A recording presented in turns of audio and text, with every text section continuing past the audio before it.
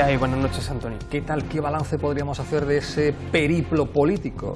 Pues la verdad que yo encantado en cuanto ha supuesto para mi experiencia personal, que yo repetiría sin ninguna duda, tanto yo como el resto de la gente de mi partido.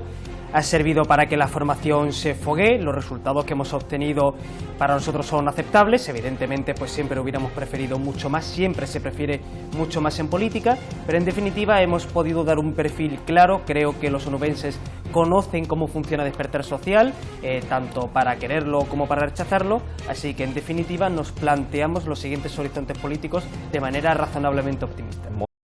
Yo creo que sería un poco absurdo, es decir, si se entiende que el Congreso de los Diputados también tiene su parte de representación territorial, carece de toda lógica que pongas a un candidato que tiene que velar por esa zona, que no tenga absolutamente nada que ver, lo de los cuneros que se estaba comentando.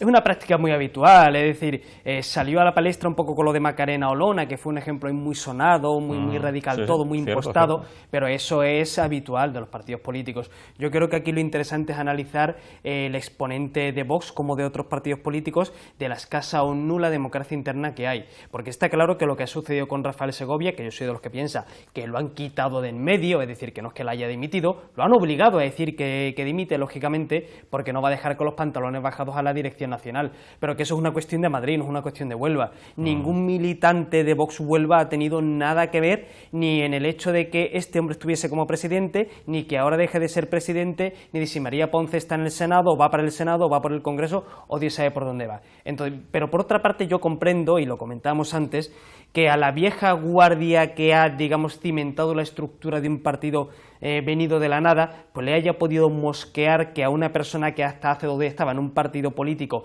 que precisamente lanzaba severas críticas hacia Vox, pues ahora de repente la vayan a poner en primera fila.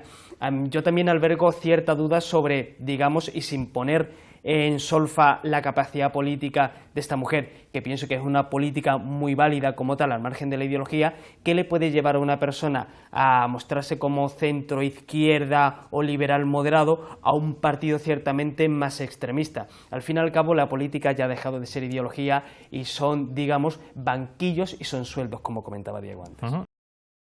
Yo creo que habría que preguntarse no si la gestión ha sido buena durante estos últimos 4 años, sino si en general estos 40 años de gestión del Partido Socialista lo han sido o no.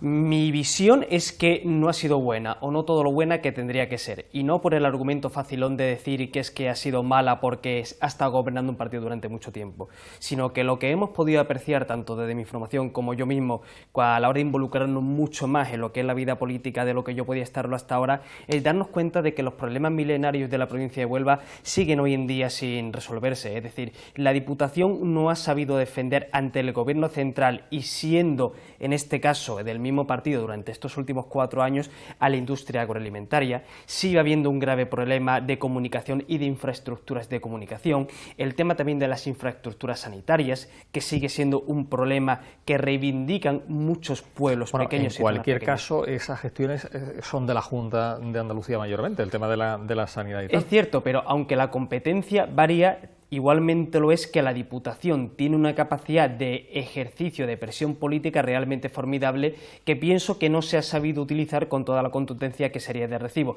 precisamente por el adormecimiento lógico que produce tanto tiempo de gobierno.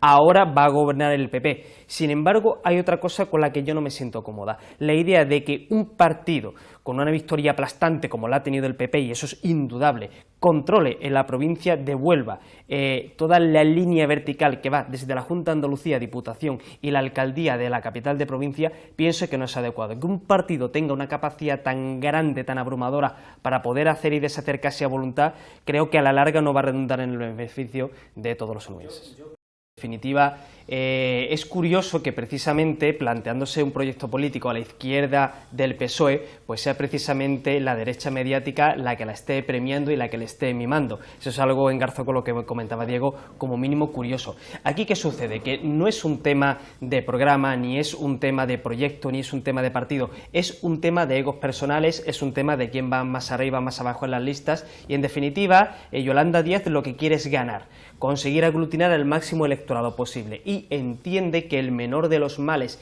es pactar con el Podemos de Ione Belarra, y hacerle sacrificar a dos figuras que consideran mediáticamente abrasadas, como son precisamente tanto Montero como Echenique. Eso lo sabe y es un cálculo electoral, ni más ni menos. ¿Qué es lo que sucede? Que Podemos, que fue, digamos, quien abrió el panorama de la nueva política, pues ha tenido que firmar un acta de rendición incondicional, que es lo que se le ha impuesto. Y lo ha tenido que hacer, y todo el pataleo que tenga ahora mismo no va a servir absolutamente para nada, porque es Yolanda Díaz la que tiene la sartén por el mango. Así que, ¿qué es lo que sucede aquí en esta cuestión? La eterna reencarnación de la izquierda global, al final, va a beneficiar a Pedro Sánchez, porque Pedro Sánchez ha planteado estos comicios en una clave puramente frentista. O la extrema derecha o yo, y va a haber mucha gente que ante la guerra civil que se mantiene entre Sumar y Podemos, pues opte por Pedro Sánchez ante la tesitura de que Vox pueda aglutinar más poder institucional.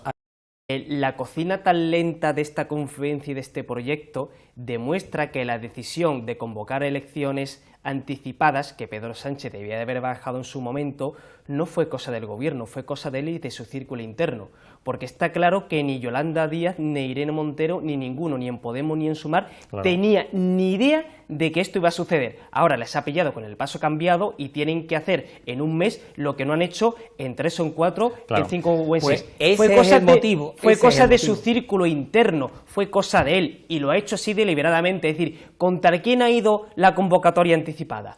¿Contra el PP y Vox o contra Sumar y Podemos? Sin medias tintas. Es que una persona como esta, lo mismo que tampoco una persona que haya cometido un delito relacionado con el terrorismo, tendría que estar ni en una lista electoral, ni en un gobierno, ni en un parlamento, ni en ningún sitio.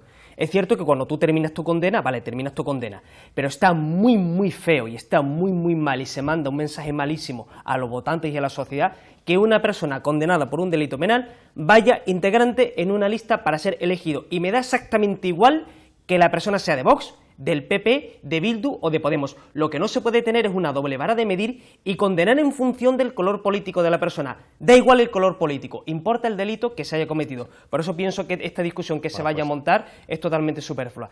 Esta persona no tiene que estar en el Parlamento y Bildu no puede presentarse con ese tipo de candidatos. Es así de sencillo y así de claro.